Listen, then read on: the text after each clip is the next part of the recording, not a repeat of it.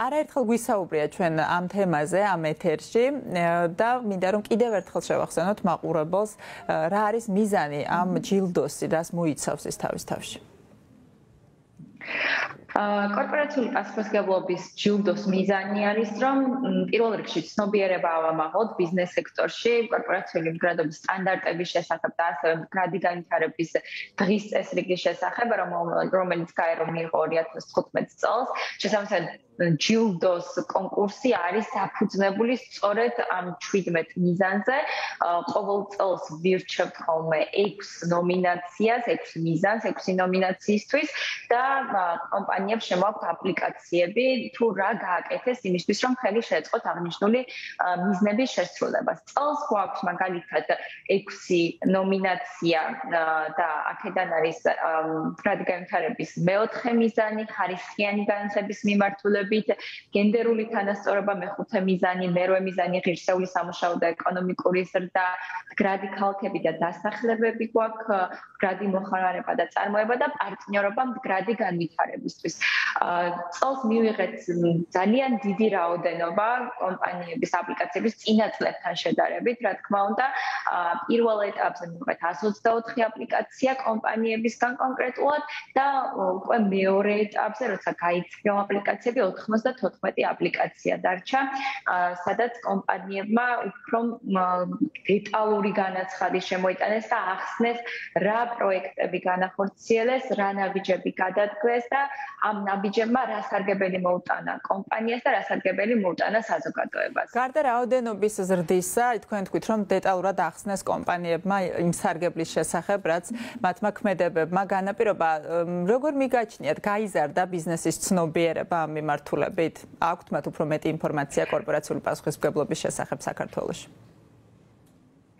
ჩვენი შეფასებით ნამდვილად გაიზარდა ცნობიერება ამ კუთხით, თუმცა მარტო ჩვენი შეფასება არ არის. ყოველ წელს ჩვენ ვიწვევთ საერთაშორისო და ადგილობრივ ჟიურის წევრებს, ადგილობრივ ექსპერტებს და ასევე საერთაშორისოს იმისთვის, რომ მათ შეაფასონ აპლიკაციები და წლიდან წლამდე ვიღებთ მათ უკავშირს აპლიკაციებთან დაკავშირებით, შარშანაც როცა მათ შეაფასეს აპლიკაციები, მაშინაც გამოთქვეს თავიანთი აზრი, რომ ბევრად უფრო ხარისხიანი აპლიკაცია იყო და შეესაბამებოდა საერთაშორისო სტანდარტებს. წელსაც სწორედ ასეთი ჯერჯერობით უკავშირს ახლა ვიღებთ, იმიტომ რომ მიმდინარეობს აპლიკაციების შეფასების პროცესი და ისეთი ექსპერტებისგან და საერთაშორისო წარმომადგენლებისგან სხვადასხვა სექტორების, როგორიც არის მაგალითად შვედეთის მთავრობის წარმომადგენლები ყავს, ჟიურის წევრებად ყავს მულტინაციონალური კომპანიების წარმომადგენლები, საერთაშორისო ორგანიზაციების, USAID-ის წარმომადგენლები, მაგალითად საქართველოდანაც ადგილობრივი ექსპერტები, სახელმწიფოს წარმომადგენლები, პრემიერ-მინისტრის მრჩეველი ადამიანის უფლებების საკითხებში პარლამენტის წევრებიც არიან ზოგიერთი ჟიურის ზოგიერთი ნომინაციაში. სალმა, მინდა გკითხოთ, ყველაზე აქტიური რომელი სექტორია დღესდღეობით საქართველოში კორპორაციული პასუხისმგებლობის თვალსაზრისით და ასევე რა მიმართულებით არის ყველაზე დიდი განაცხადი შემოსული თქვენ ახსენეთ გენდერული თანასწორობა, განათლება და ასე შემდეგ. დავიწყებ მე კითხვის მეორე ნაწილიდან. ყველაზე მეტი აპლიკაცია, როგორც ასეთი ხარისხიან განათლებაზე გვაქვს მიღებული 22 განაცხადი არის, თუმცა ღირსეული სამუშაო და ეკონომიკური ზრდაც არ ჩამორჩება, იმიტომ რომ 21 განაცხადი გვაქვს. რაც შეეხება აქტიურობას, ყველა სექტორი აქტიურობს და ვერ გამოვარჩევს. თან ისიც საყურადღებოა ის, რომ მსხვილი საწარმოებიც აქტიურობა, მაგრამ მცირე და საშუალო ზომის საწარმოების აქტიურობაც ძალიან მნიშვნელოვანი არის წელს და მოხარული ვართ, რომ მცირე და საშუალო ზომის საწარმოები ასე დაინტერესებული არიან აღნიშნული კონკურსით.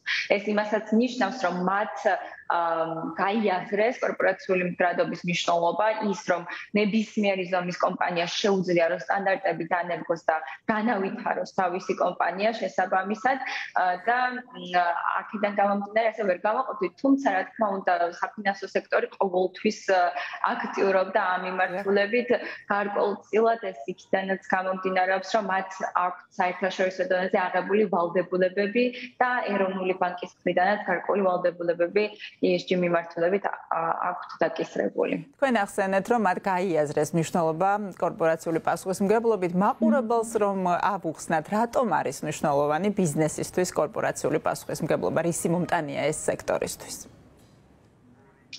კორპორაციული პასუხისმგებლობის მნიშვნელობა თვითონ კომპანიის ზრდის მიმართულებით არის. ანუ კომპანია იმისთვის რომ უბრალოდ პროკარგი გაყიდვები ჰქონდეს, ნიჭიერი თანამშრომლების მოზიდვას შეუწყოს ხელი, სხვადასხვა კვლევებით არის დადგენილი რომ გაყიდვების მიმართულებითაც ზრდის მაგალითად კომპანიის მხრიდან პროდუქტის და სერვისების გაყიდვას და არეალს მათ შორის საერთაშორისო ინვესტორების მოზიდვას უწყობს ხოლოს პარტნიორები ითვალისწინებენ რამდენად ეს სტანდარტები აქვს დანერგილი კომპანიას და კორპორაციული პასუხისმგებლობა ეს როგორც კომპანიებს ვუხსნით ხოლმე ეს არ არის მხოლოდ საზოგადოებისთვის გატარებული ნაბიჯები და განხორციელებული პროექტები. ეს არის ოპერაციულ დონეზე გამართვა შენი საქმიანობის ისე რომ ნაკლები ზიანი მიაყენო ადამიანის უფლებებს, შრომის უფლებებს, გარემოს და ამასთან ერთად განავითარო შენი პროდუქტი ინოვაციური მიდგომებით, რომ ის მოერგოს ბაზრის მოთხოვნებს და ასევე მაქსიმალურად პირიქით ხელი შეუწყოს თუნდაც შრომის უფლებების დაცვას, თუნდაც გარემოს დაცვის საკითხებს და ახლა განსაკუთრებით გარემოს დაცვის საკითხები ძალიან მნიშვნელოვანი არის. COP26 გაეროს კლიმატის ცვლილების კონფერენცია იმართება ოქტომბერში და ჩვენ ვართ კლიმატის ცვლილების პარიზის შეთანხმების ხელმომწერი სახელმწიფო შესაბამისად ძალიან მნიშვნელოვანი არის ამ თემის წამოწევა საქართველოშიც და ბიზნეს სექტორმა გაიაზროს თავისი პასუხისმგებლობა გარემოს დაცვის ნაწილში მათ შორის. რამდენი განაცხადი შემოვიდა გარემოს დაცვის მიმართულებით? გარემოს დაცვა ასე ჩვენ გვაქვს მაგალითად გრადი მოხმარება და წარმოება სადაც არის 15 განაცხადი და გრადი ქალაქები და დასახლებები ასევე 5 განაცხადი არის დამატებით შესაბამისად პარტნიორობის ნაწილში ზოგიერთი აპლიკაცია მაგალითად გარემოს დაცვის ნაწილს შეეხება თუმცა რადგანაც არის სხვადასხვა სექტორ შორის პარტნიორობით განხორციელებული სწორედ ამ ნომინაციაში მივიღეთ აპლიკაციები ამიტომ აქაც ვხედავთ ბიზნესის უფრო ბევრად უფრო დიდ აქტიურობას წინა წლებთან შედარებით